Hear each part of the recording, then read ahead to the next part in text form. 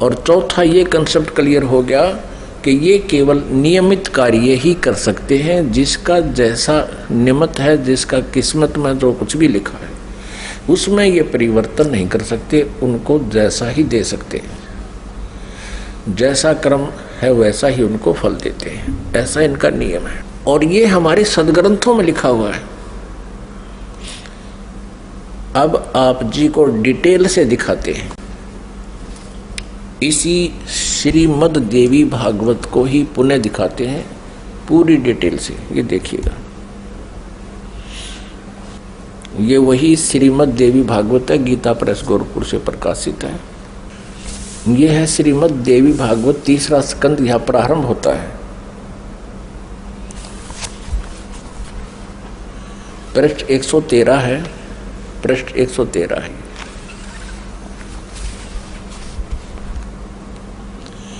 जन्मे जय ने पूछा, भगवान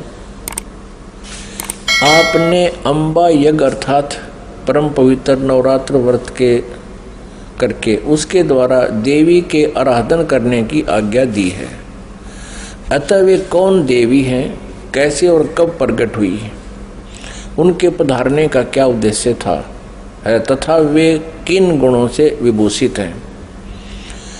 अम्बा यज्ञ किस प्रकार होता है, आगे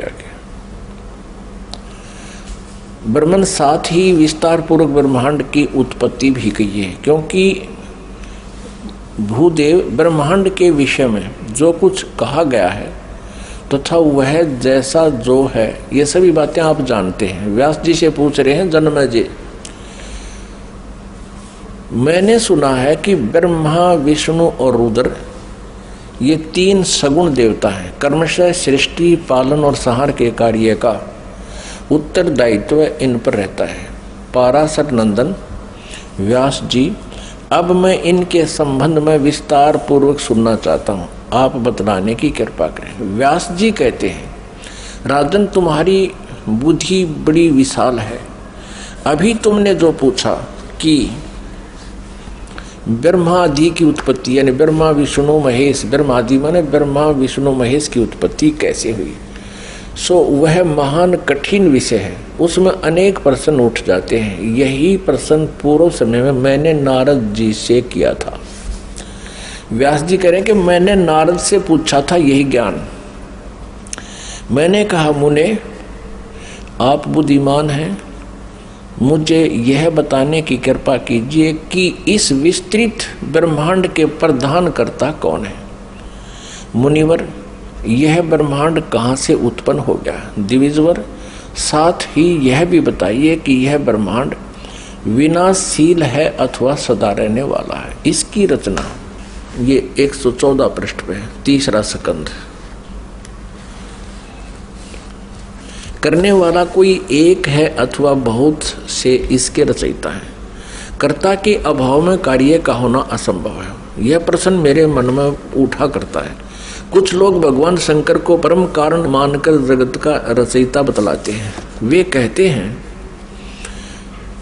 कि देवादिदेव भगवान शंकर अविनाशी पुरुष हैं, उनका कभी जन्म और मरण नहीं होता, वे आत्मा मरण करने वाले हैं, देवताओं पर भी उनका शासन बना रहता है। दूसरे कई लोग भगवान विष्णु की प्रशंसा किया करते हैं। वे शक्तिशाली पुरुष, अव्यक्त, अखिल ऐश्वर्य के संपन्न परब्रह्म परमात्मा है।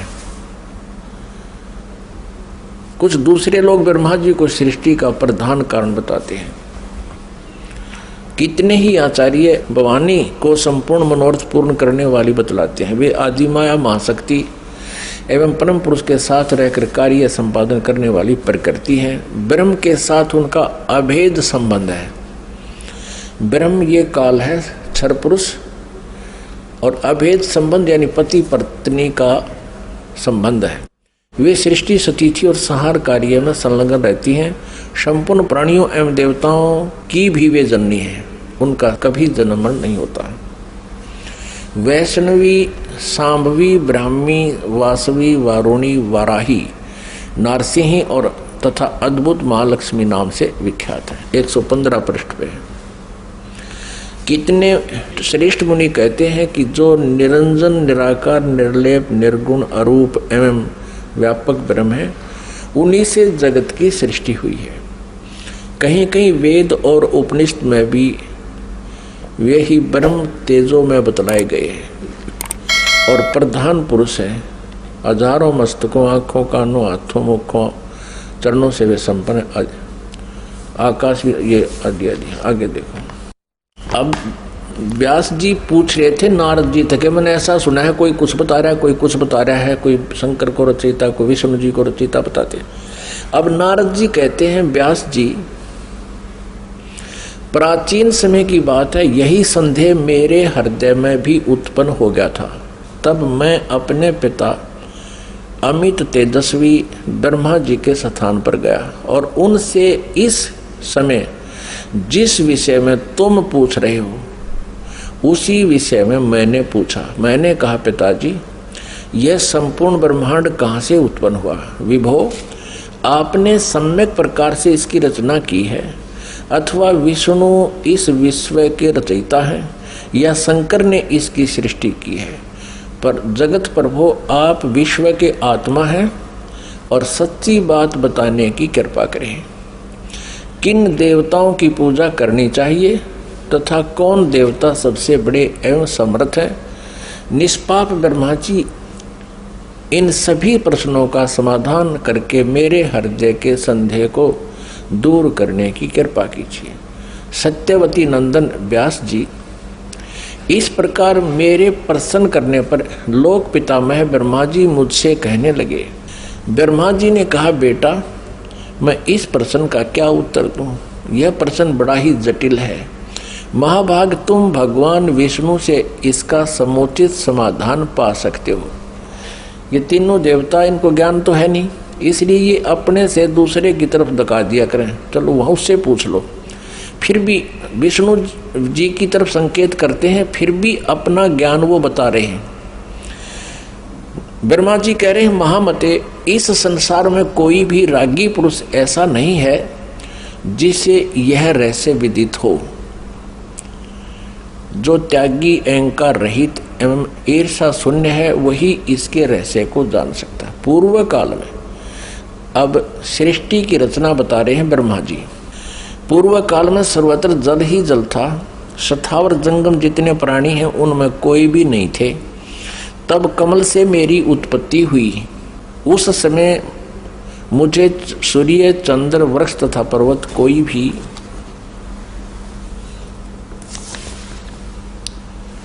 116 पृष्ठ में 3रा स्कंध देवी भागवत का दिखाई नहीं पड़े। मैं कमल की कणिका पर बैठकर विचार करने लगा, इस अगाध जल में मैं कैसे उत्पन्न हो गया, कौन मेरा रक्षक है, तथा इस प्रलय काल में सृष्टि एवं संहार करने वाले कौन विशिष्ट पुरुष हैं। कहीं भी स्पष्ट रूप से भूमि भी नहीं दिखती जिस पर यह जल टिका हुआ है। यह कमल कैसे उत्पन्न हुआ, यों विचार करके मैं जल में उतरा। ब्रह्मा जी कह रहे हैं, 1000 वर्ष तक पृथ्वी का अन्वेषण करता रहा, यानी खोज करता रहा। इस पर भी मुझे उस जल का कहीं और छोर नहीं मिला। इतने में आकाशवाणी हुई, तप करो तप करो। तब मैंने तपस्या आरंभ कर दी। कमल पर बैठे ही 1000 वर्ष तक मैं तप करता रहा। फिर उसी समय सृष्टि करो, ऐसी आकाशवाणी सुनाई पड़ी। उसे सुनकर मैं बड़े आश्चर्य में पड़ गया। सोचा कि किसकी सृष्टि करूं अथवा मेरा क्या कर्तव्य है। उसी समय मधु और कैटब नाम के 2 भयंकर दानव राक्षस सामने आ गए। वे उस महावर्ण में मुझसे युद्ध करने की इच्छा प्रकट करने लगे। मैं उनसे भयभीत हो उठा। तब कमल का डंठल पकड़कर जल में उतरा। वहां मुझे एक परम अद्भुत पुरुष के दर्शन मिले। उनका श्री विग्रह माने शरीर मेघ के समान श्याम था, बादलों की तरह, काले बादलों की तरह। वे पीतांबर पहने थे, 4 भुजाएं थी, शेष नाग की सैया पर सोए थे। उन जगत प्रभु के गले को वनमाला सुशोभित कर रही थी। शंख, चक्र, गदा और पद्म, इन 4 आयुधों से अनुपम शोभा पा रहे थे। ऐसे शेषशाही भगवान विष्णु का मुझे दर्शन हुआ। वे योग निंद्रा के वशीभूत होकर गाढ़ी नींद में सोए हुए थे। उनकी सारी चेष्टाएं शांत थी। नारद जी शेष नाग की सैया पर सोए हुए उन प्रभु को देखकर मेरा मन चिंतित हो उठा। इतने में भगवती योग निंद्रा याद आ गई। मैंने उनका स्तवन किया। तब वे कल्याणमयी भगवती श्री विष्णु जी के विग्रह से निकलकर, विग्रह माने शरीर से, श्री विष्णु जी के शरीर से निकलकर अत्यंत रूप धारण करके आकाश में विराजमान हो गई। दिव्य आभूषण उनकी छवि बढ़ा रहे थे। जब योग निंद्रा भगवान विष्णु के शरीर से अलग होकर आकाश में विराजने लगी, तब तुरंत ही श्री हरि उठ बैठे। हमारा वीडियो आपको पसंद आया तो लाइक करें, कमेंट करें, शेयर करें। गुरु रियल गॉड यूट्यूब चैनल को सब्सक्राइब अवश्य